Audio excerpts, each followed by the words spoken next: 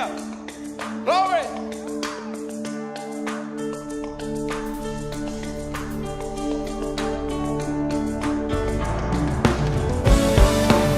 Song says, water you turned into wine. Open the eyes of the blind. There's no one like you. There's none like you.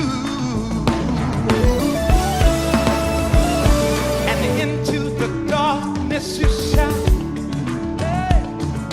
Out of the ashes we rise. There's no one like you. There's none like you. Our God is greater, say. Our God is greater. Stronger. Our God is stronger. Higher. God, you are higher than any other. Our God is healer. Our God is healer. Awesome in power. Awesome in power. Our God. That's who you are.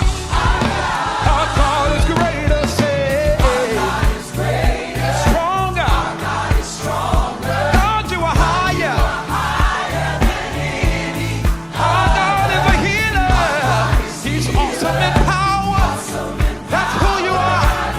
You are our God. And if our God is for us, say, then who? If our God is with us, what can stand? And if our God, then who? If our God is with us, what can stand? And if our God, then who? Our God is with us. Nothing can stand.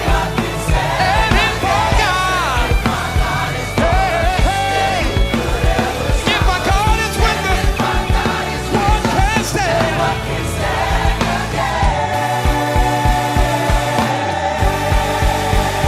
Nothing can stand against our God. What can stand? Because the God is the strength of our life and our portion forever. What can stand?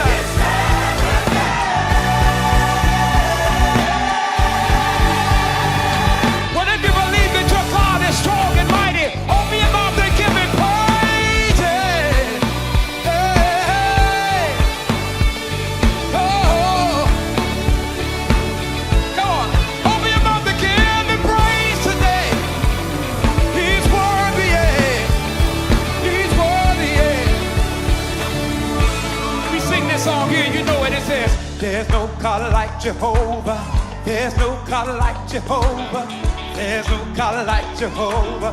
There's no God like Jehovah. Say, there's no God like Jehovah. Come on, say, there's no God like Jehovah. Come on, say, there's no God like Jehovah. Everybody say, there's no God like Jehovah. Nobody like you. There's no God like Jehovah. Nobody greater. There's no God like Jehovah. Nobody strong. There's no God like Jehovah. Nobody better. There's no God like you can search to the north. There's no God like to the south, to the east. There's no God like you can search to the west. There's no God like you won't find nobody.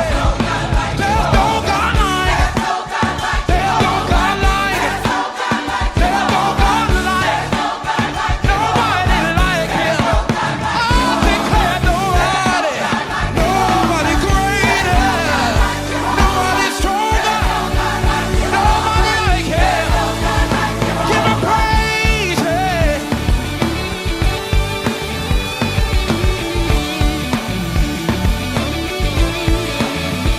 It's just something about talking about how great our God is.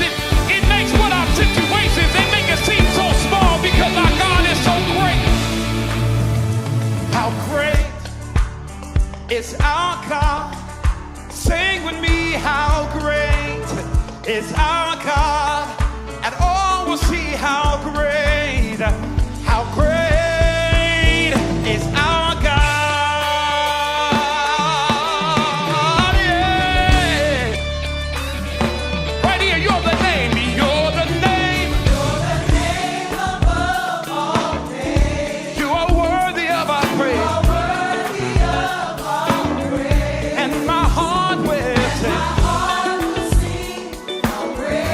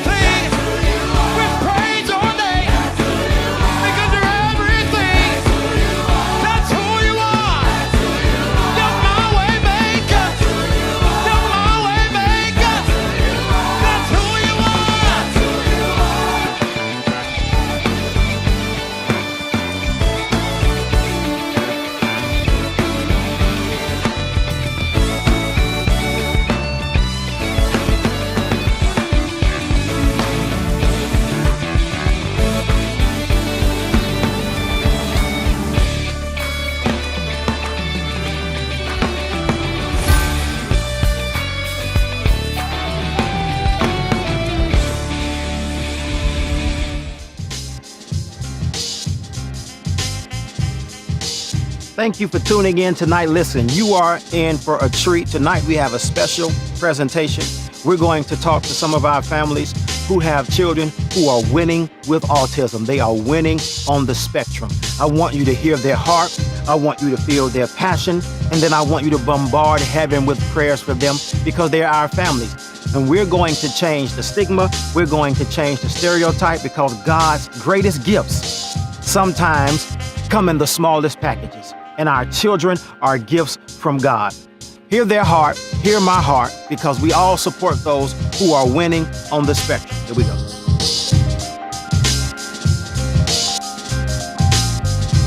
Good evening, everyone. Thank you so much for joining us once again. We have a completely different setup tonight. Super excited for the conversation that's getting ready to take place. This is my story. We're at the table, and I have invited some very, very special family members. We call each other family around here, family members to the table to talk about autism tonight. And so I'm going to introduce to you my family. We're at the table. We're going to have some snacks. We're going to sip on some tea, not spill the tea, but sip on some tea, and just really get into the topic of autism. Bayview is a very family-oriented church, and our pastor was very, very, very, very, very, very adamant about creating a space for our families who are winning with autism. And so we have now a winner circle here at Bayview, and that's where our families can take their littles who are living with autism, winning with autism, and they are catered to on their level, and their parents, their other family members can enjoy service on their level as well without having to, step outside of the sanctuary and be disturbed or anything like that. And the kids have an amazing time. And so we wanted to come and invite our families here. And this is not all of them. This is just a few of them who were available to have this conversation about autism. It is not a well-known topic to myself. I'm not an expert when it comes to autism. And so I need them to share their lived experience with their littles when it comes to autism. And so first and foremost, let me introduce to you the Daniels family. This is Lisa and Chris. And so we're super excited to have them here. They'll talk about their experience in just a minute. And to my left, I have Miss Donita. Excited to have her here. And in front of me, I have Anisha. Thank you so much. I don't know if you guys you're familiar with these two faces over here. You see them every Sunday and on Wednesdays. Donita, you may see her frequently. Anisha is fairly new to the Bayview family, but she is family nonetheless. And so we are so glad to have her here at the table with us. So let's get started, okay? Because autism is not a familiar stomping ground for me. Everybody knows I'm a Christian counselor and mental health first aid coach. But autism is a new realm for me. I've seen you all with your littles and knowing the experiences, a little bit of the experiences, not the full story, of what it looks like for you and your families. And so I just want to know, and for our viewers, tell us first and foremost, what is autism and it's also known as autism spectrum disorder. I'm not too fond of the word disorder, so we'll stick with autism for the sake of the conversation, or the spectrum. So either one of those words we can fluctuate with.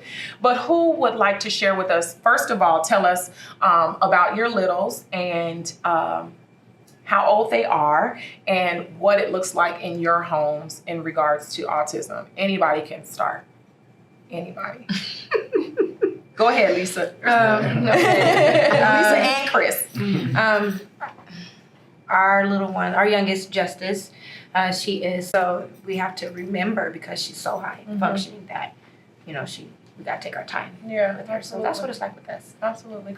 Really would not know unless something happens and it'll trigger like an episode with him. Like if it's too loud. Like one time we were in the sanctuary, it was too loud, and he was fine, and then it just hit the point where he's like, nope, and then he just And you're like, oh, okay. And you just got to talk to him, and I got to remember to break things down, because he asks a lot of questions because he likes to be very clear on what you're saying to him. Okay. So I got to remember that I got to break it down. Like, okay, we'll do this first and then do this. Okay. Now, what did I say do? Do this, then do this. And then once he's clear, he's good. And then you could just see him be like, I'm good now. So that's kind of how it is in our house. Okay. Yeah. Awesome. Thank you so much. Miss Donita. Yes. So I have 2 children on the spectrum. They're 14 months apart. I have a daughter, she's 7, and a son that's 6. And it's night and day with the both of them. So my son, he has difficulties like with his social behavior. Okay. So he doesn't know how to, and most kids don't, but empathize with others. So he'll say things that may be inappropriate, that or like change the subject when he's in a discussion with someone who's trying to keep him on topic. He may say things that aren't very nice, but have nothing to do with what everyone else is talking about. And, as a parent, you typically have to remind them, okay, what words are we going to use? We're going to use nice words. So that's what he struggles with. He struggles also with his emotions. So he gets angry a lot, and he wants to like hit, tables. And he used to actually get angry and hit people, but we've gone through therapy for so many years that now he knows how to take deep breaths. He might stomp his feet, and we just try to remind him to calm himself down. But he's doing so much better now. My daughter, she's different in a way where she might not understand everything that I'm saying if I try to tell her things in a certain way. But she like now it's like I can't even really tell, because she's been going through therapy for 7 years, and now she no longer needs it. So I really don't see what her issue is, but from the beginning it was speech. It was being able to express herself, receive language, as well as socializing with others. She used to sit by herself, not play with other kids. She used to bite. She used to pinch because she couldn't communicate.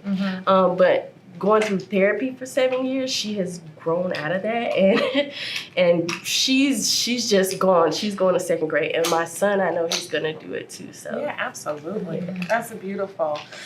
All right, so thank you so much for telling us just the beginning. So the signs, you guys talked about some of the challenges that your littles have. The onset, talk to me about, well, let's backtrack. So what is autism and what is the spectrum? And we'll get to the other questions. But for someone who isn't aware of what that means, help us, like educate us and tell us what that means. the spectrum is so broad. There's so many definitions of it. Like people say it's a disorder, but the way I see it, because I've seen so many different children on the spectrum, it's just a delay in development, and it's different for every child, every family. It looks different. Mm-hmm. It's so different. Some children may have problems socializing, some may not. Mm-hmm. Some children may have problems with trouble or a delay in speech. Some may not. Mm-hmm. So it's different for each family, but I don't think it's something where there can't be something that will help them get better or do better. Mm-hmm. It's just a delay. That's how I feel. It's a delay. Mm-hmm. So. And when I was reading, it's interesting you say it's not something that can't be helped. Mm-hmm. When I was reading on this topic, it did specify that it's not curable, but it can be treated. Mm-hmm. And so I think that's the beauty in having that hope, knowing that, okay, so how are we going to live our lives knowing that this exists within our sphere? And so I think it's a beautiful thing that it can, that you can get help to treat those symptoms. Who else? Any other? That's basically it in a nutshell. It's just there's so much that it falls under. It goes from nonverbal to, just for us, it's just an issue with communication. So the onset, because when they came out the womb, you weren't like, oh my goodness, my child has autism, right? And there were no tests prior to that dictates or lets you know that your child has developed autism. So they're here. Yeah, the blessings are here. On the onset, what did that look like? What were the red flags that said something here is different about my little? Well, Lisa saw it a lot sooner than I did. Okay. And, And she was like, no. You know, so everything had, you know, can't mess up her Very order, meticulous. can't mess up her routine, can't, you know, you just had to leave it. So The study is called UCSD Autism Center for Excellence, and it's in La Jolla. And so she said there's a 4-hour study that they do to see the risk of children who may have autism, who may have developmental delays. So I took her there, and when I took her there, after the 4-hour evaluation, they said, you know, Mom, she's at risk for autism. And I was just like, what is this? And I'm telling you, I cried for days. I was like, I was not aware of this. I really wasn't even aware of like the certain milestones, you know, that children have. And so I just was like, I don't know what to do. And I called my mom, and I was like, Mom, what did I do wrong? Like, with getting help or trying to see what it is, trying to identify it. It's like better safe than sorry, you know? So we have to, particularly African Americans, rid ourselves of that misconception that, you know, nothing wrong with our child. It's just they'll grow out of it or whatever. They might need help. They might need help growing out of it. And there might be someone out there, God gives other people with tools that can help our children with their, you know, disabilities or with whatever they need help with that we can't help them with, you know? So that's just my story when it came to identify. Thank you. And another pause, because we're coming to you, Anisha, but you kept saying, thank God for the doctor who recognized, but thank God for you, because it started with you guys. Yeah. You guys, those are your children. So you guys saw the signs first. And you guys, even in being in denial, you know, you still took the necessary steps to see what, if anything, was wrong with our littles. And so thank God for you guys, you know, and they have. Yeah. But you came along though, Dad. You did. You said it yourself. We had her tested several times because I didn't want to just believe one, you know, doctor. So congratulations, kudos to you guys for being amazing parents to your littles and advocating for them, you know, not just on the onset, but continuously. Anisha, how about you? The signs, the onset. I think for me, it was a little bit different because with my son, he didn't miss anything. And see if he'll grow out of it. But in the back of my mind, I was like, I don't think he's going to grow out of this.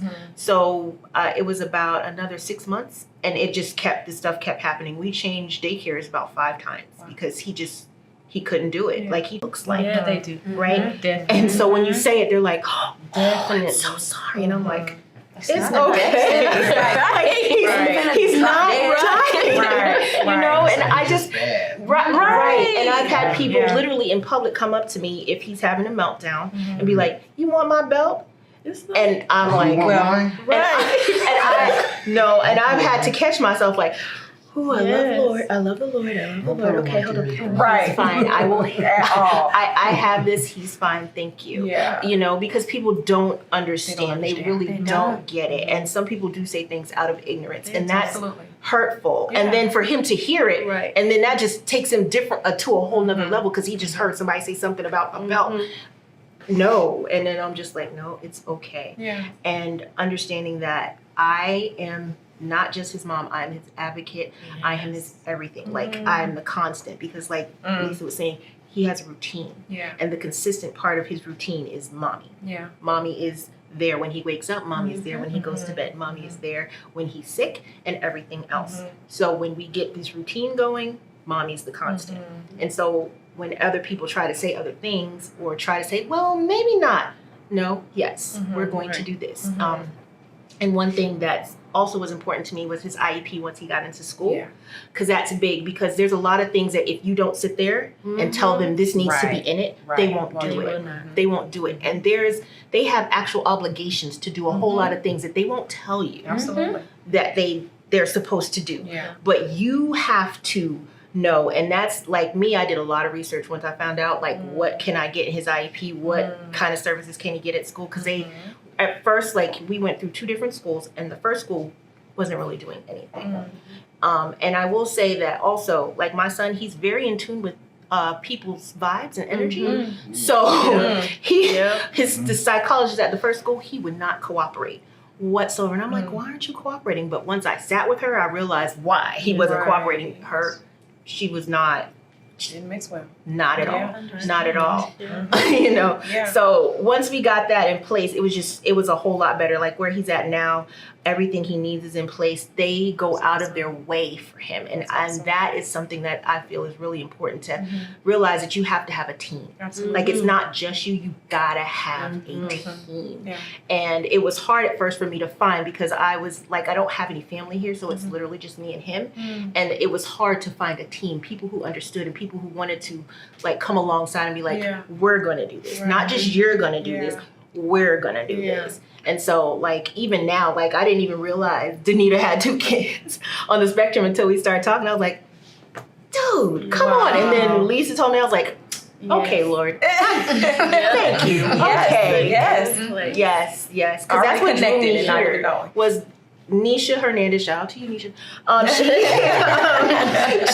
She told me about the winner circle, and instantly I was like, if they got a winner circle for autism, then this is where we need to go. And it was just like, he felt at ease here. Like he felt like, I want to go to church. And that was one of the first times he's ever really wanted to in a long time. So that's very good. Yeah. Thank you for sharing that. And you mentioned something about misconceptions, right? And so for our viewers, for our listeners, I need you guys to educate us and share with us what those misconceptions are. What are people, they walk around and they say, oh, well, it looks like this, so it must be that, or they are bad kids and they just need the belt and all that kind of stuff. Oh, nothing's wrong with them. They'll grow out of it. That even came from a doctor, right?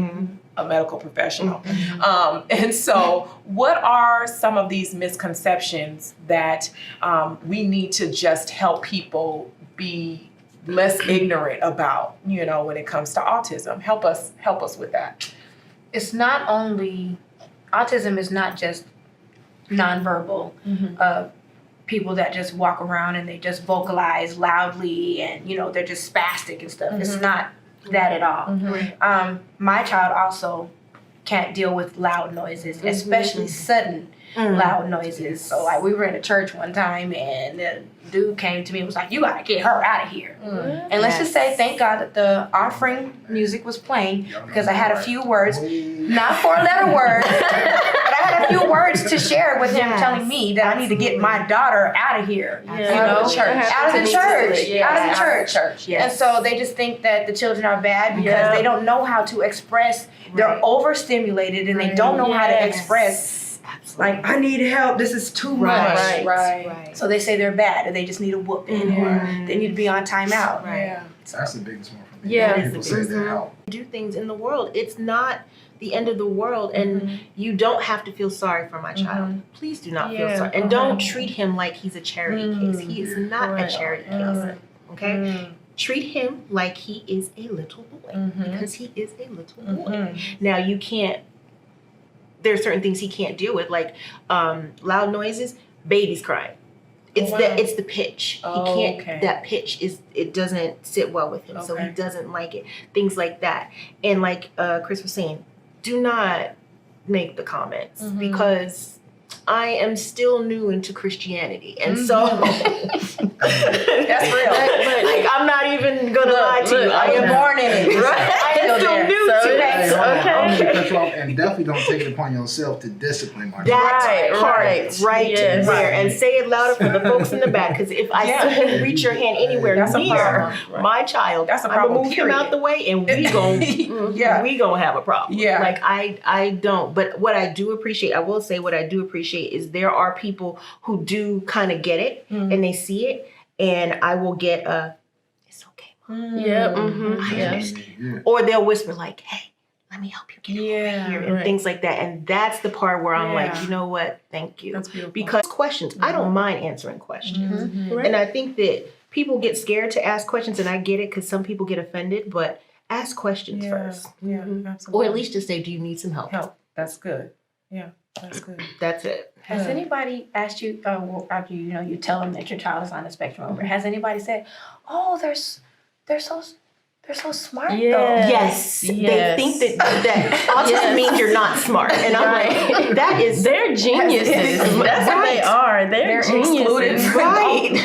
They are geniuses. My son has figured out things that grown people still haven't figured It's out. And like I'm my kids are raising me sometimes. yes, Like that's absolutely, Yeah. absolutely. And to that, they are. They're Yeah. because of their difference, the beauty behind that, the beauty of that is an opportunity for you to expand your horizon as parents and for you to do that research, because before you worked in the field, but before that, and even working in the field is a limit to that, because then when it hits home, it's like, okay, no, now I need to do everything I need to be an effective advocate for my child. And so it's a beautiful thing to be able to learn from our children on any level, really, but thank you for sharing.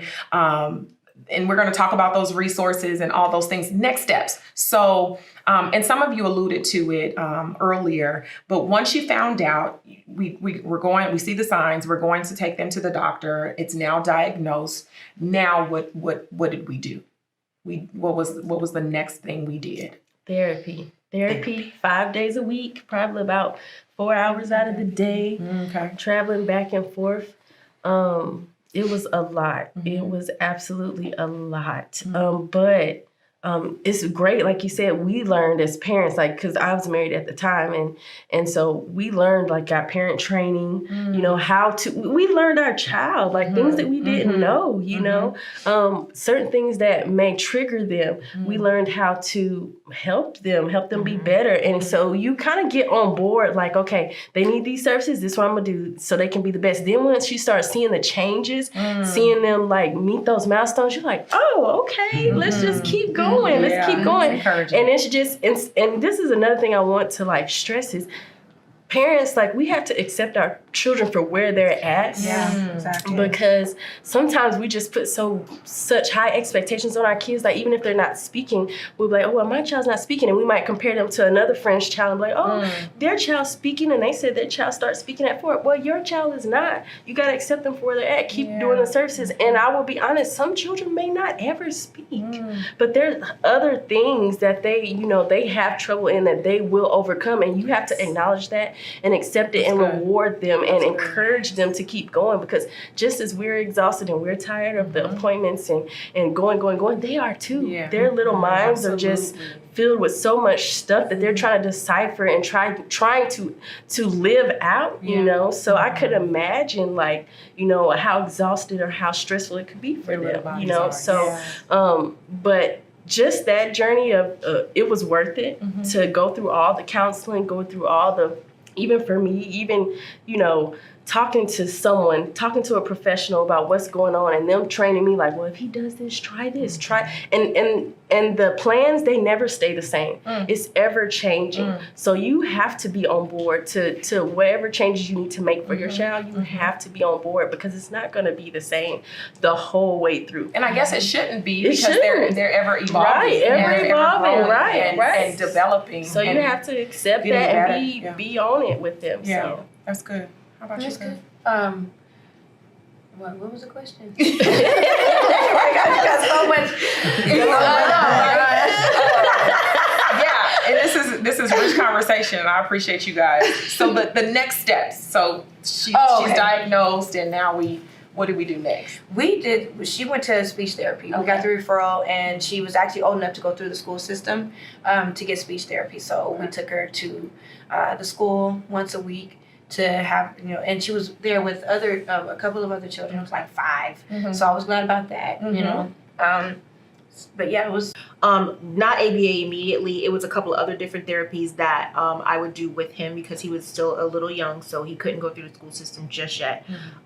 We did some sessions with techniques for me to work with him to really learn how to communicate better with him, and then also to allow him to communicate better with me, because what they were seeing was he kind of sometimes felt like he couldn't talk to me.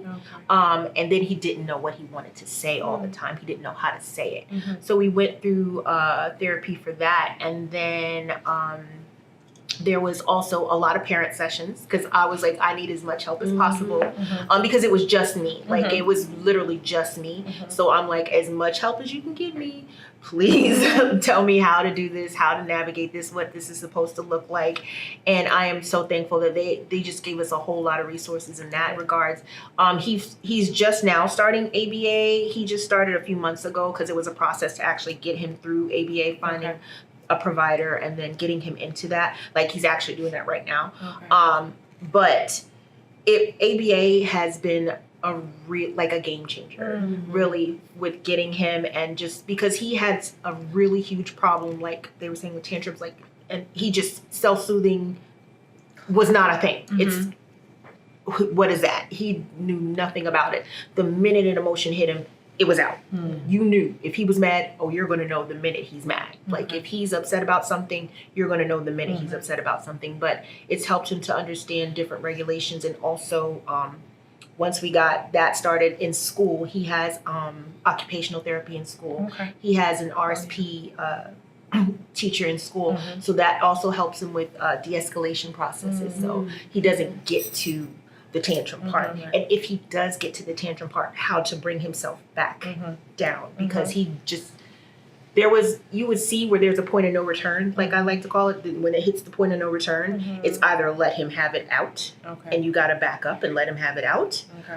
Or sometimes if it was like possible, like he could be a danger to himself or to somebody else, like if I'm around, I would have to literally hold him. And they taught me how to hold him, how to calm him. And you can feel when he just, and you just felt it. And then he would come back and then you could talk to him. And then learning how to talk to him once he comes back out of it, so he can understand what's happening and he can understand why that wasn't necessarily the best idea, the best thing to do. And then ways to try to communicate with either me or whoever's around him, like, I need a break. Like they taught him how to request a break and how to find ways to calm himself down. Or they even do meditation with him. And it's like, it's been amazing. So I actually experienced that with little Keith during VBS one summer.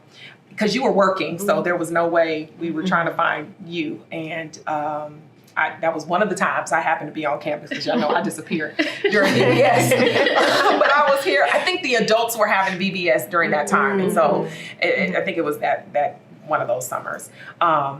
But he was having a hard time in his class, and or not personality, but my behavior and my response to her had to shift, and I had to talk to her directly, get that eye contact, and say, "Hey, Justice, okay, listen to Auntie Mo, and calm her down," and things like that. I mean, but when you do that, but they have to know what to do, and so that's the beauty of us coming together, is not only to just have the conversation and share your stories, but so that we can educate the people. So what is the family dynamics? What does that look like? Because there's 3 children here. There are 2 children here, both on the spectrum. And then you just have, tell me your son's name, I'm sorry. Dejan. And so it's just Dejan. But if he has, relatives that he interacts with, tell me what the family dynamics looks like. Our house is so crazy, man. Jermaine is very overprotective of her, though. Yes. He did that for me. Yeah. Sure. So he's very attentive to her, especially when there are people that he doesn't know very well, or he's just really watchful over her. And then Justice is like, Jordan is just like me with her. She does get frustrated with her, but that's the sibling rivalry thing. But they're really helpful. Yeah, that's awesome. They're really They're helpful. really good. Sometimes I gotta remind them. I'll pull them to the side and remind them, because sometimes I feel like they feel like she's getting special treatment. You know what I mean? And sometimes she is, like, because they're like, well, you would have never let. My daughter, and they're both very high functioning. My daughter, she is just the biggest helper. So if he's doing something that he shouldn't do, she's like, Keith, like, Mom says we shouldn't do that, and he listens to her before he listens to me. and this is the thing. He will listen to her before he listens to me, okay? So she's so helpful. And say, like, if because he's now buttoning up his shirt and things like that, he'll have trouble.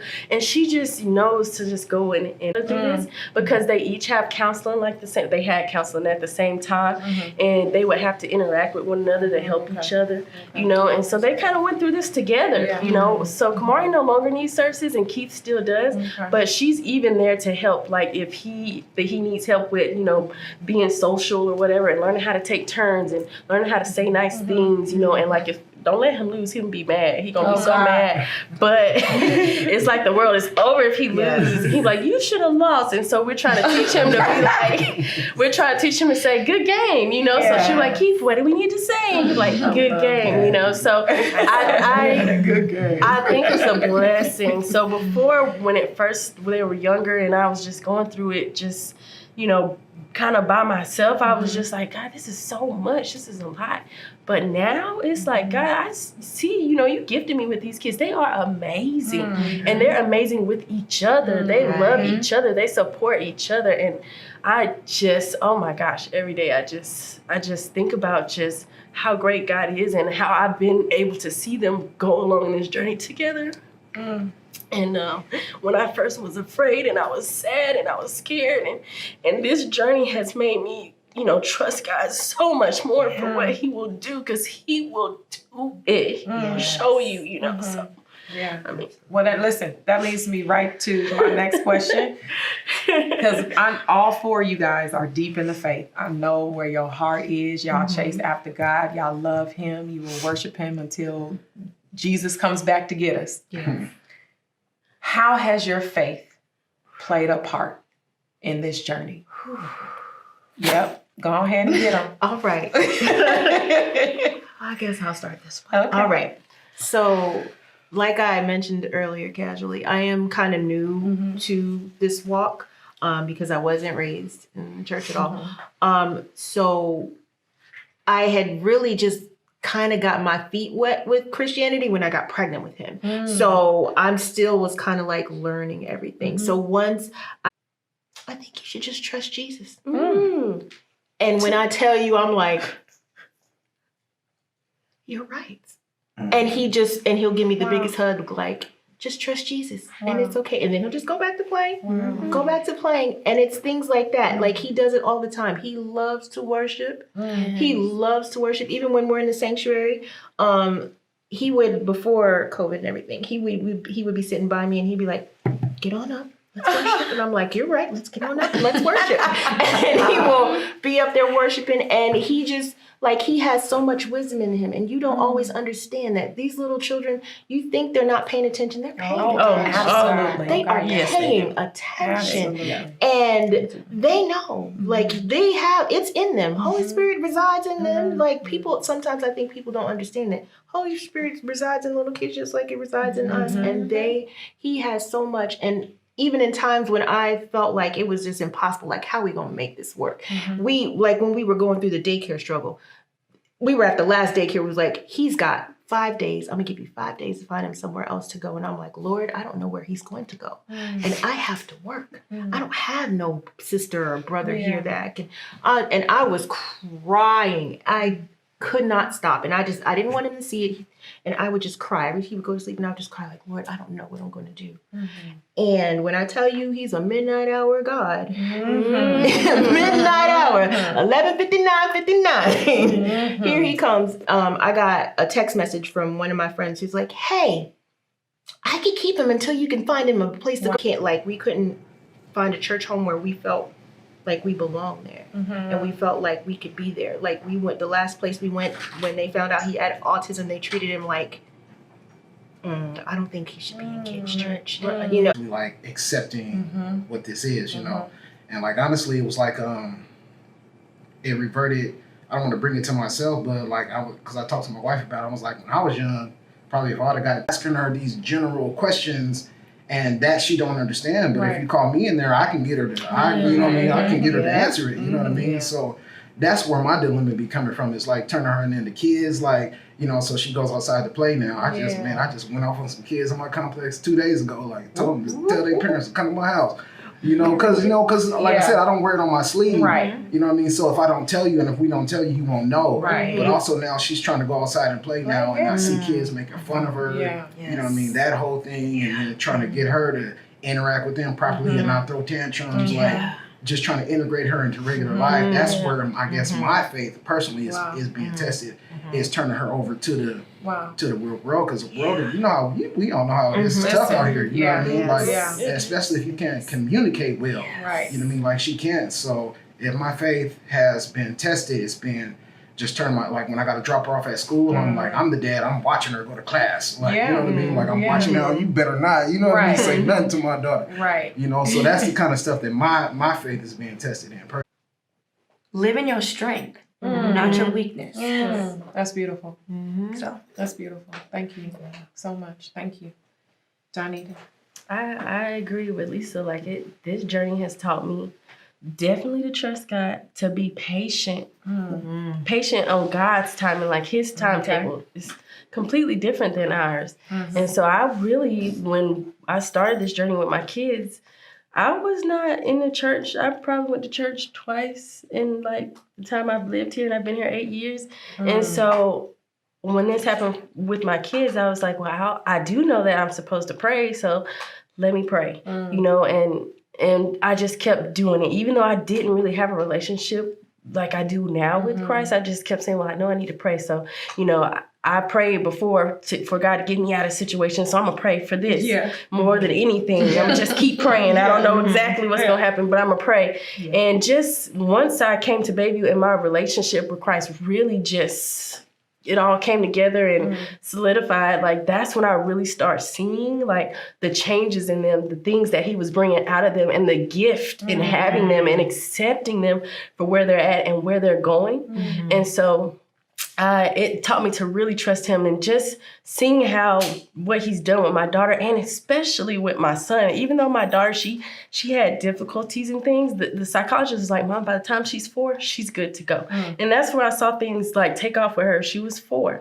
And my son, it just took a little longer. So I was just like, oh, like in him, it was more frustrating because it's like he's an advocate for himself. Like he is, and he should be, you know, but you would get frustrated, you know, because I would get calls to have to pick him up from daycare and things like that. And I just was like, God, I don't know what else to do. There are times where I would cry in my closet, like, Lord, I'm so frustrated. Endurance for your patience, for your ability to accept your child where they're at.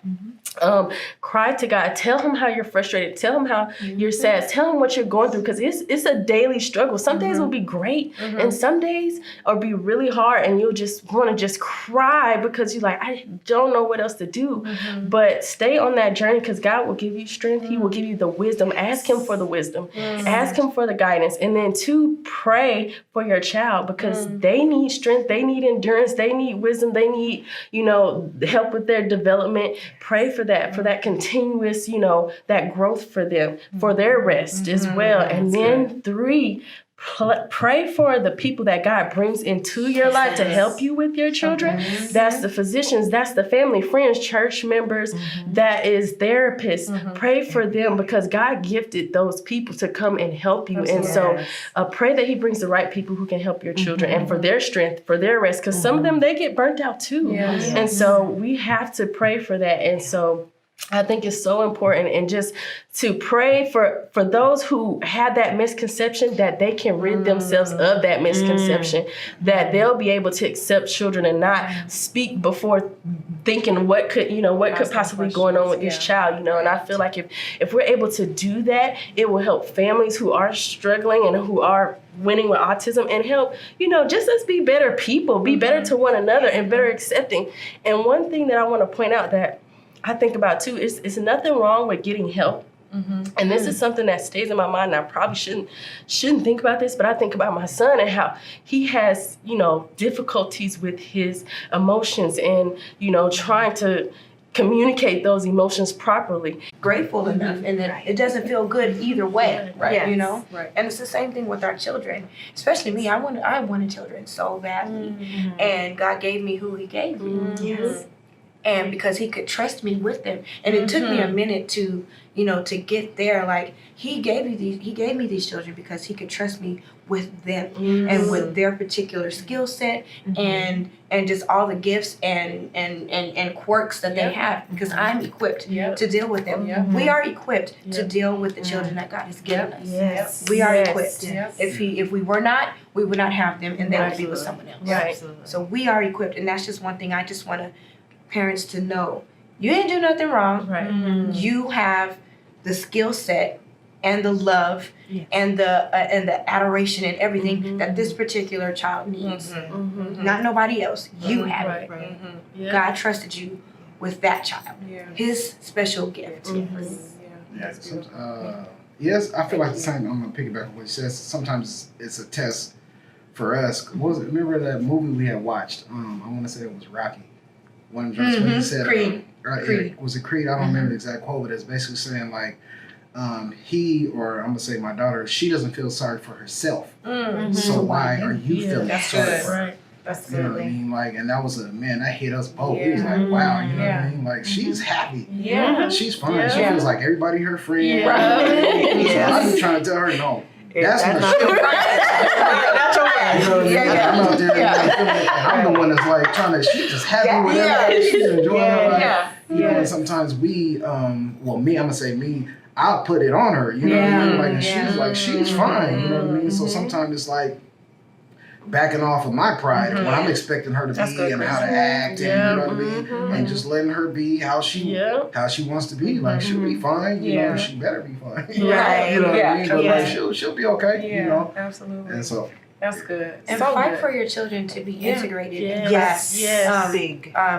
There's this daycare called, I know we're not on the resource part, No, but there's it's this okay. daycare called Go right Together into We it. Grow. Yeah. And they have, I hate typical, but they have, the children with no disabilities, and then they have children with disabilities, and they're from mild to very severe. But they integrate the children, and they let them sit with them. So some of the children are in wheelchairs, cerebral palsy, they can't, but they integrate with them because it teaches them how to deal with each other, how to interact with each other, how to communicate. And so then when they get to school, they're not staring at the other children. They're not making fun because it's like, oh, this person is a little different than me. But that's all. They just, they're this way and I'm this way, but they're, they're a kid just like me. And so fight for your children to be integrated with other non-developmentally disabled children, because children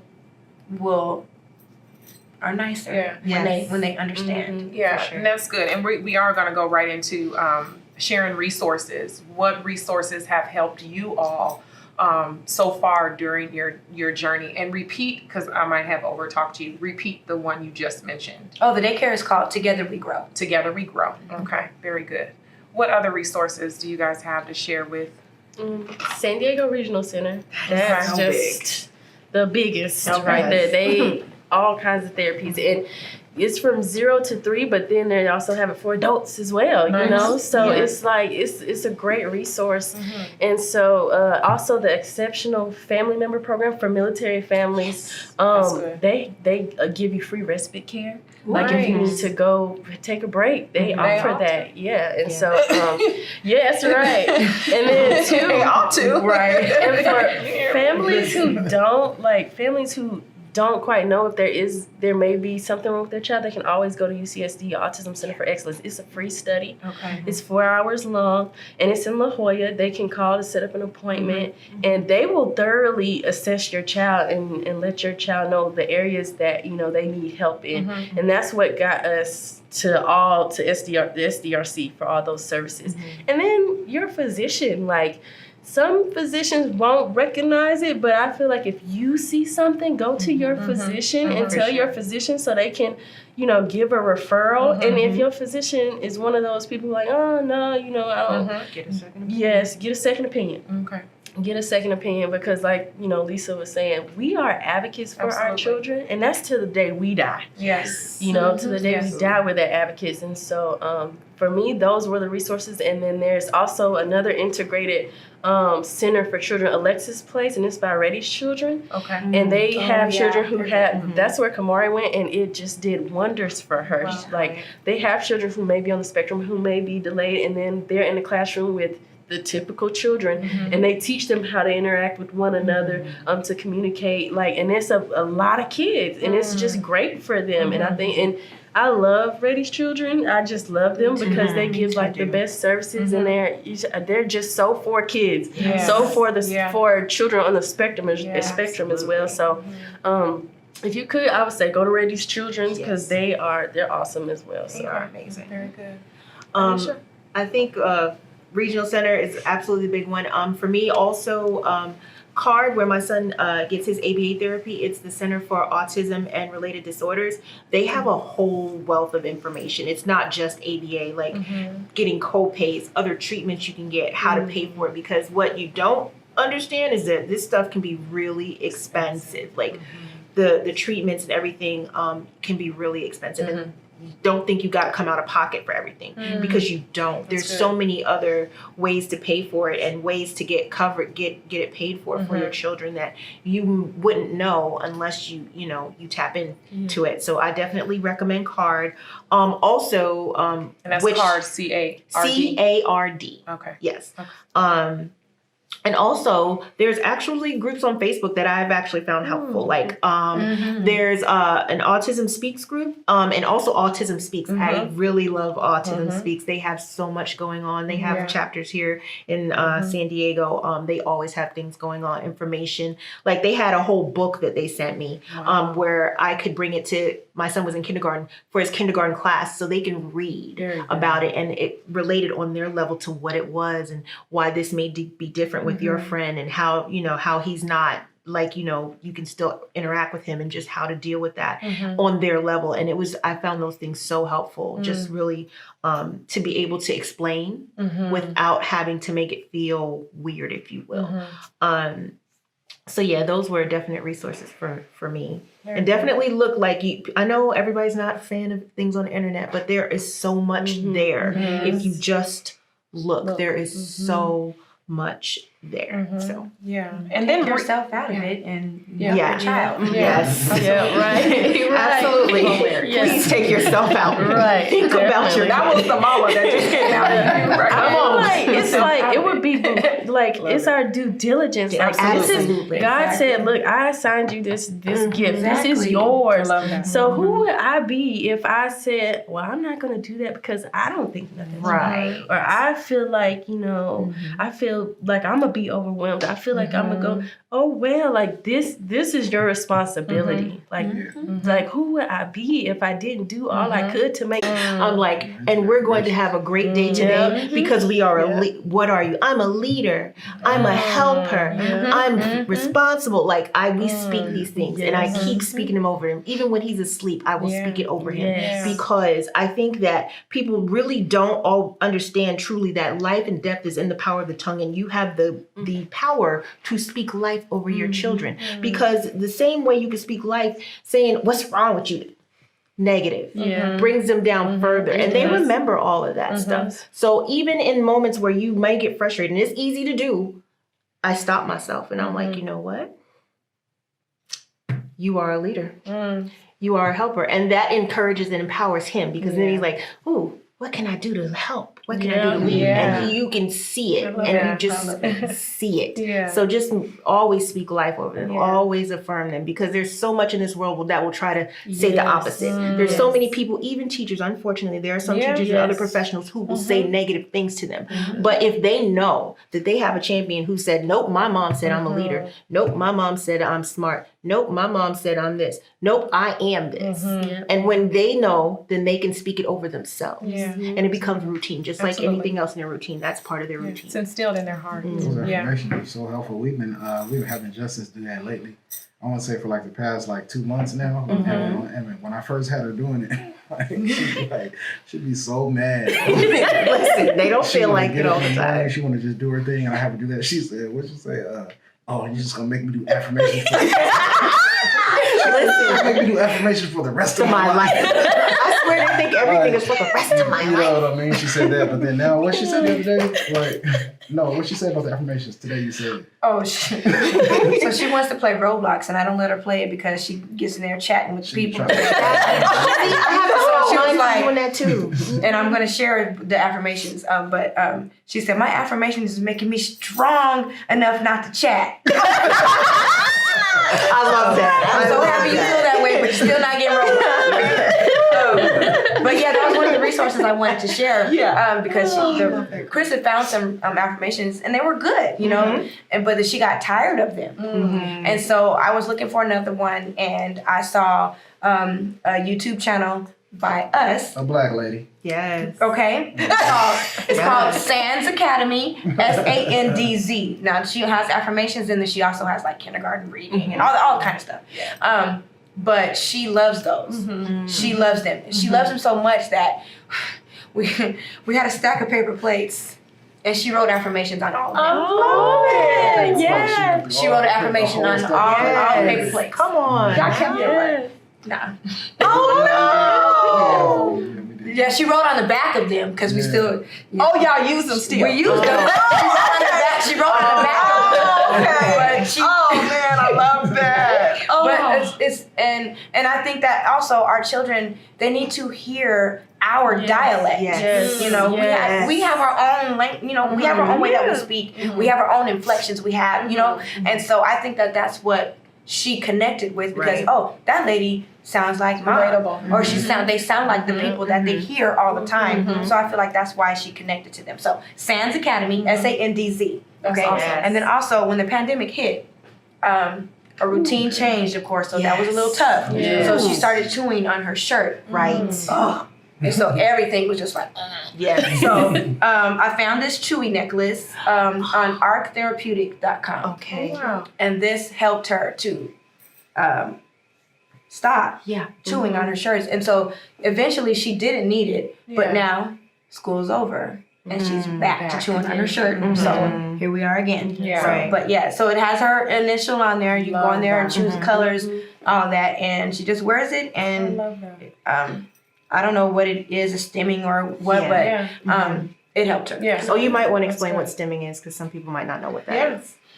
Because you mentioned it, I just want to put that out there. So I'm still like, okay, I will admit I don't research a whole lot because she's so very high functioning, but Absolutely. she just needs to be in her vein basically. And so that's what I'm understanding it to be is that it's whatever it is, it's just keeping her grounded. Yes. So that's what she's chewing her shirt because it's keeping her centered, you know. So that's what I Yeah, because they all have a thing. Like They have my a son's thing is his hair, which is also why I can't cut it. Because that's his thing. His thing is he will stroke his hair and he will, and sometimes it's calming for him to pull his hair. Like sometimes people think he's gonna pull it out, and he might sometimes, but most of the time it's just literally just, and it calms him down. And you'll watch, if you watch him do it, he'll do it, and then he'll calm down. He'll calm himself down. Wow. So yeah, there's different things that you gotta pay attention to, Right. Because certain things you might tell them stop doing it, but they need to do it. They need to do it to calm down, unless it's kind of dangerous. No, but things like some that is children just need yarn. Some children need toilet paper. Right. You know, they just need to Have you have found something sensory. Yes. So Kamari, when she was younger, she no longer does it, but she used to lay on the floor or lay on the bed and just rub her legs together. Just rub them, and just close her eyes and just rub them. When she go to bed at night, she would just rub her legs together. And then my son, his was like spinning objects. So everything's got to spin. He's got lights and spinning objects, everything. Anything you give him, he got to flip it over and spin it all the time. Spin, spin, spin. And he also would take the tag on his pillow and suck on it to go to sleep or at night, and even just take it sometimes just to suck on it with me. But he grew out of that, and then with mouthing things, he would mouth things, you know. But they no longer do it. But that was the leg thing with Kamari. It was, she probably grew out of that. Like even I would say like a year and a half ago. It was recent, but she would do it all the time. If she was bored, she would do it. So like it. Just to keep herself, like she said, grounded. So Wow.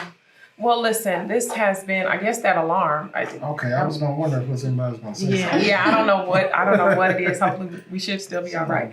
But I know, because it sounds really close. But this has been extremely powerful. This has been, you guys have shared such knowledge, right, with us, to include your personal stories and experiences during this journey. And you got a long way to go because your babies they're small, you know.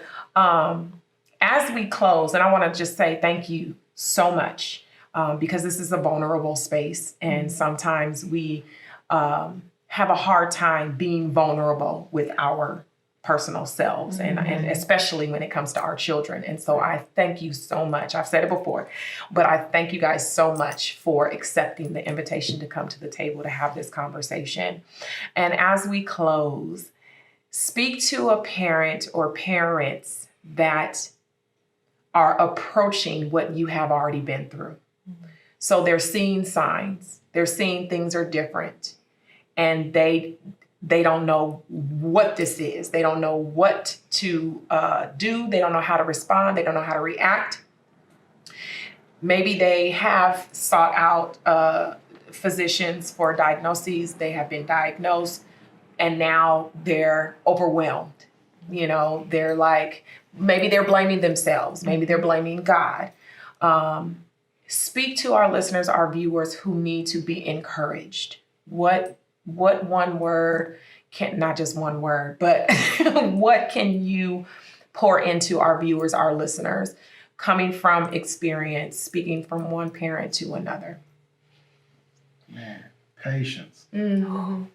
Completely dependent on you. And so, like, get out of yourself. Your child is a gift, and your child needs you. Yeah. Thank you, Lisa. So I would say my biggest thing is to give yourself grace. And lean on others. You know, you have to lean on others. It takes a village. It really does. And I didn't think that because, you know, I'm out here with my kids and I'm by myself, and I didn't want to lean on people because I felt like that would make me, you know, weak. But you have to lean. You have to lean on God. You have to lean on others because God will bring some amazing people into your life who will help you navigate this, because it's a journey and it's a tough one, but it is a rewarding one as well. So That's good. Yeah, it don't gotta be a secret. Like, Right. that's one of my biggest Exactly. issues too. Yes. Like, I'm used to helping, you know, so it's hard for me to like. Your friends got to be friends to your children, Yeah, right? absolutely. If your friends cannot talk to your children, they're not your friend. Absolutely. Period. Yeah. Because they're not going to treat your children right. Yeah. So build your village and make sure that the walls are fortified. Yes, that's great. Absolutely. Listen, this is Look at you listen. Real, yeah, absolutely. Well, listen, you guys, this has been absolutely amazing, and I cannot thank you enough for being here, Lisa, Chris, Anisha, Donita. Thank you so much for spending this time at the table with me. I love each and every one of you. I love your babies. Oh my God, they are perfect.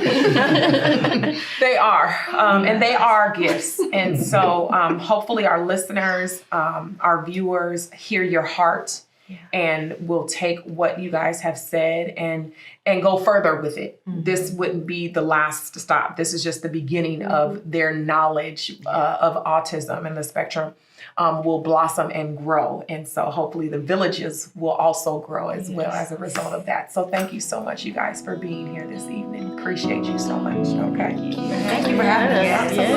Absolutely.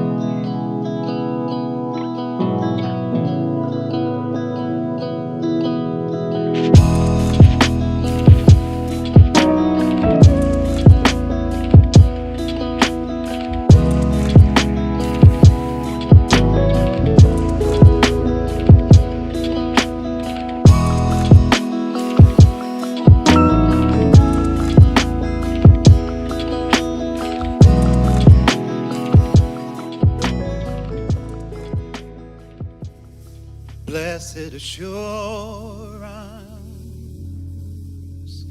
Jesus is mine. Oh, what a foretaste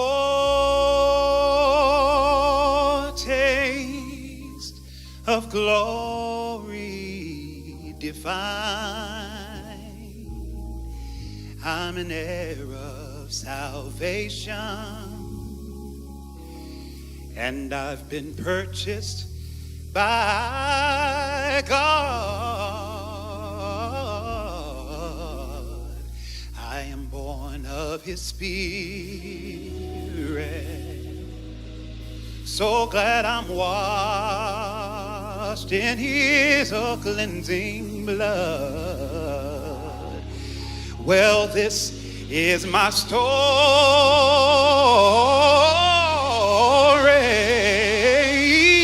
This is my song. I'm just praising my Savior.